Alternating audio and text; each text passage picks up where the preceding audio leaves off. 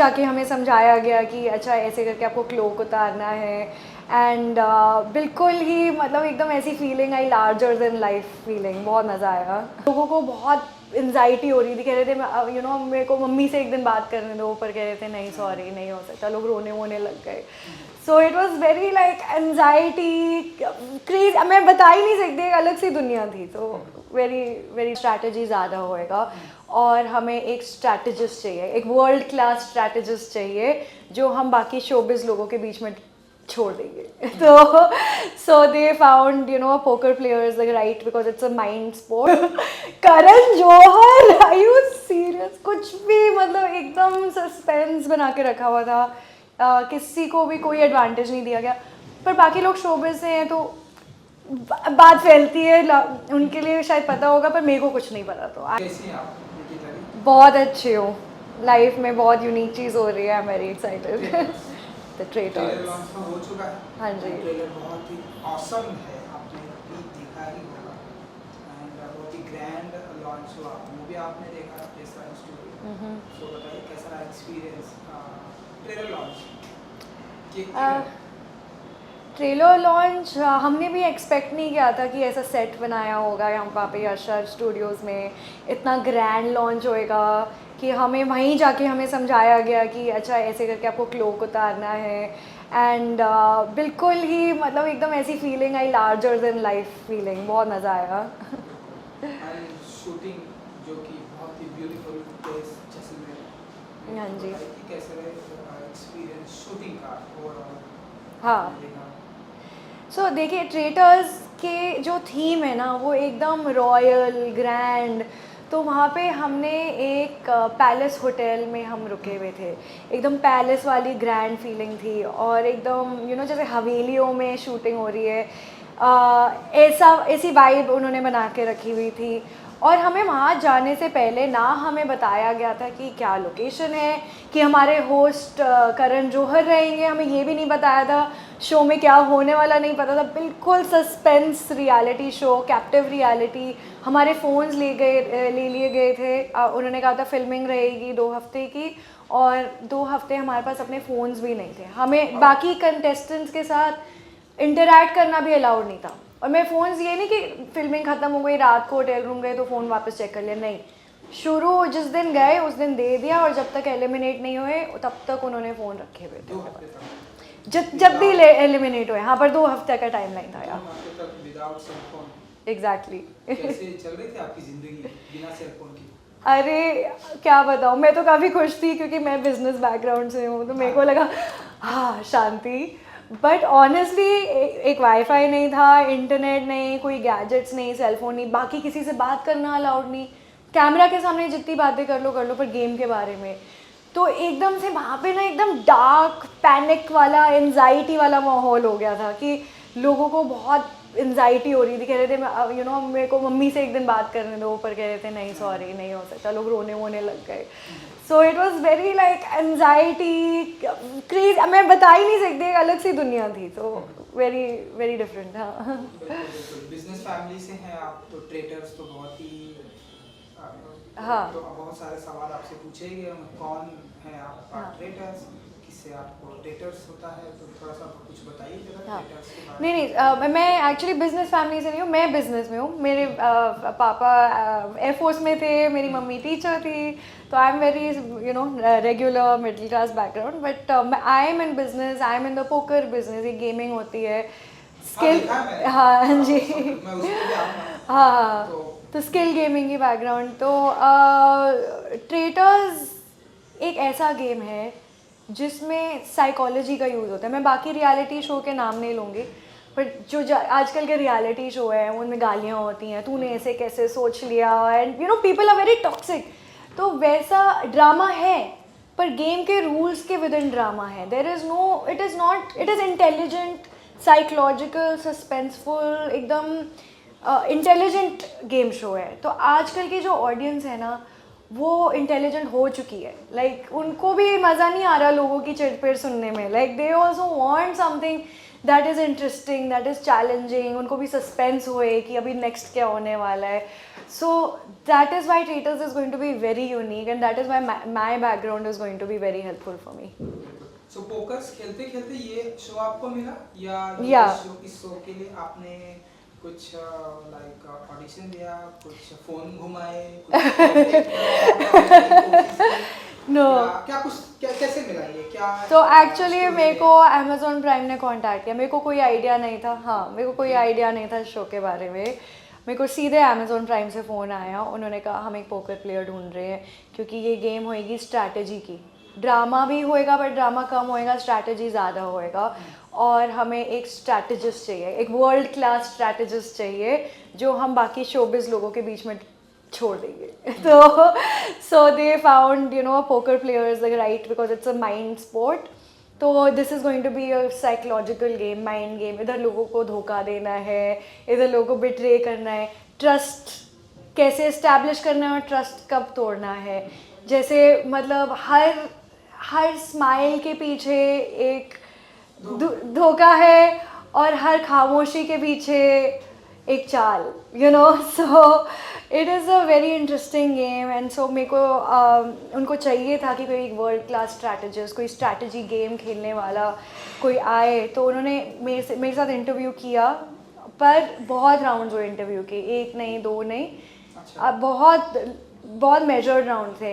और actually after the interviews हमें एक साइकोलॉजिस्ट से भी बात कराई गई, बाकी सारे कंटेस्टेंट्स को, yes. And the psychologist did a full review कि लोगों की दिमाग कैसे चलता है, वो इस शो में कैसे फिट इन करेंगे, इस शो के लिए ठीक है या नहीं। तो पूरी एकदम साइंटिफिक रिसर्च के साथ इन्होंने अप्रोच किया इस शो को। So that is why I got the call. किस तरह के सवाल पूछे गए आपको इंटरव्यूज में? इंटरव्यूज़ में पूछा गया कि अगर आप लोगों के साथ एक टेबल पे बैठे हुए हैं और आपको बिल्कुल उन सबको आँख में आग डाल के झूठ बोलना है, आप बोल पाएंगे? तो मैंने कहा I don't know about that, but मैं एक या एग्जैक्टली। पर एक्चुअली पोकर में क्या होता है, आप ब्लफ करते हैं पर पत्तों से, चिप से ब्लफ करते हैं, अपने शब्दों से ब्लफ नहीं करते। तो शब्दों से ब्लफ करना एकदम नया एक्सपीरियंस था। बाकी जितने भी लोग हैं आसपास वो बहुत पहुँचे हुए लोग हैं, फिल्म इंडस्ट्री से हैं, शोबिज़ से हैं, कितने आपने देखा ही है, कितने बड़े बड़े नाम लेके आए हैं। तो I am intimidated, I won't lie, मैं काफ़ी इंटिमिडेटेड हूँ। लोग मेरे को अंडर एस्टिमेट कर रहे हैं, लोग मेरे को ओवर एस्टिमेट भी कर रहे हैं। लोग सोच रहे हैं कि ये स्ट्रैटेजी गेम खेलती है तो ये ऑब्वियसली सबसे बेटर रहेगी, पर लोग मेरे को अंडर एस्टिमेट भी कर रहे हैं कि इसको कैमरा की आदत नहीं है, ये शो रियलिटी टीवी शोबिज़ से नहीं है। तो दोनों टाइप के लोग हैं। लेकिन ये नहीं पता कि ये जो लड़की है निकिता नाम की, वो पोकर खेल कर आएगी, इन सबको ऐसे धोखा दे देगी। सो आपको ये बात कब पता चला कि करण जौहर इस शो के होस्ट हैं, होस्ट करने वाले, ये आपको कब बताया? ये बहुत अच्छा क्वेश्चन पूछा आपने, क्योंकि जिस दिन पता चले, जिस दिन करण जौहर हमारे सामने आए फर्स्ट एपिसोड में, वो आए, हम पैलेस गए, हमें कुछ भी नहीं बताया गया, सब कुछ एकदम सस्पेंस रखा। फ़ोन ले लिए गए, कहाँ जा रहे हैं, बस बोला तैयार हो, गाड़ी में बैठो। हम लोग गाड़ी में बैठे, अब मैं स्पॉइलर नहीं दूंगी, पर हम पैलेस एंटर हुए और एकदम से पैलेस में के रूफ टॉप पे करण जौहर ने आके बोला वेलकम टू द पैलेस। और I was like what, Karan Johar, are you serious? कुछ भी मतलब एकदम सस्पेंस बना के रखा हुआ था, किसी को भी कोई एडवांटेज नहीं दिया गया। पर बाकी लोग शोबिज़ से हैं तो बात फैलती है, उनके लिए शायद पता होगा, पर मेरे को कुछ नहीं पता। तो आई वॉज तो wow, mind blown. First time आपकी उनकी चिट चैट बात हुई, आपने कुछ बताया कि मुझे पता नहीं था कि आप यहाँ आने वाले हैं, ऐसी कुछ आपकी बातें? एक्चुअली हाँ, सो जो फॉर्मेट है ना गेम का, उनको अलाउड ही नहीं था किसी कंटेस्टेंट से पर्सनल इंटरेक्शन करे। वो खाली गेम वाली ही बातें, जितनी भी बातें हो रही थी सबके साथ हो रही थी। उन्होंने एक्चुअली प्रेस कॉन्फ्रेंस में आप आए थे, उन्होंने बोला कि महीप भी इतना घबरा गई थी क्योंकि महीप उनकी इतनी अच्छी दोस्त हैं, उन्होंने महीप को हाय तक नहीं बोला। तो करण जौहर ने एकदम नया रूप डॉन करा हुआ था कि मैं एकदम स्ट्रिक्ट हूँ, I am very ruthless, I am very cold, and dark and लोगों की फ़ोटो उठा के फेंक रहे हैं, तोड़ रहे हैं, मतलब एकदम से एकदम ईवल वाला, ईवल तो नहीं, मतलब डार्क पर्सनैलिटी लेके ही was not allowed to interact with anyone. तो ये शो ही था ही एनजाइटी वाला, लाइक सबको, करण जौहर को भी ऐसा रोल दिया हुआ था। पर शुरू में एक मेंशन, मतलब जो भी बातें हुई वो शो के विद इन बातें हुई, तो उनको मालूम पड़ा कि मैं हूँ पोकर प्लेयर, तो उनसे काफ़ी फैसिनेट थे, मतलब करण जौहर काफ़ी फैसिनेटेड थे कि मैं पोकर प्लेयर हूँ। सो आपने अब तक इस शो में तकरीबन कितने लोगों को धोखा दिया आपने? एंड वहाँ से आप जीत कर आई, मतलब धोखा देकर, अपने शब्दों से धोखा देकर आप आई एंड लोगों ने ट्रस्ट भी किया और धोखे में आ गए। एक्चुअली मैं कब एलिमिनेट हुई, क्या जीती या नहीं, ये मेरे को मालूम नहीं, ये तो सब धोखा कितने लोगों को दिया आपने अच्छा इस शो में जब तक आप? हाँ, एक्चुअली मेरी गेम स्ट्रॉन्गेस्ट तभी रही है, ये मेरे को मालूम है धोखे वाली गेम है, पर मेरी गेम स्ट्रॉन्गेस्ट रही है जब मैंने एकदम ऑथेंटिसिटी के साथ खेला, एकदम सच बोले। पोकर में भी मैं ज़्यादा जब ब्लफ करती हूँ ना, मैं ऐसी चाल चलती हूँ कि सबको, कि मैं बोल रही हूँ मैं ब्लफ कर रही हूँ, कोई बिलीव करे ना करे उनकी, मतलब तो बेसिकली मैंने धोखे कम ही दिए, is what I am trying to say. मैंने एकदम ऑथेंटिसिटी से खेला और यही मेरा बिगेस्ट स्ट्रेंथ निकलेगा। आप देखना, मैं ज़्यादा स्पॉइलर नहीं दूंगी, पर मेरे को धोखे देने की ज़रूरत ही नहीं पड़ी। चलिए, आपके अनुसार, अकॉर्डिंग टू यू, कौन विनर होगा इस शो का? बहुत स्ट्रॉन्ग प्लेयर हैं, यू नो, बहुत पहुंचे हुए लोग हैं, everybody is played this game of life and they are all at the top of the industry.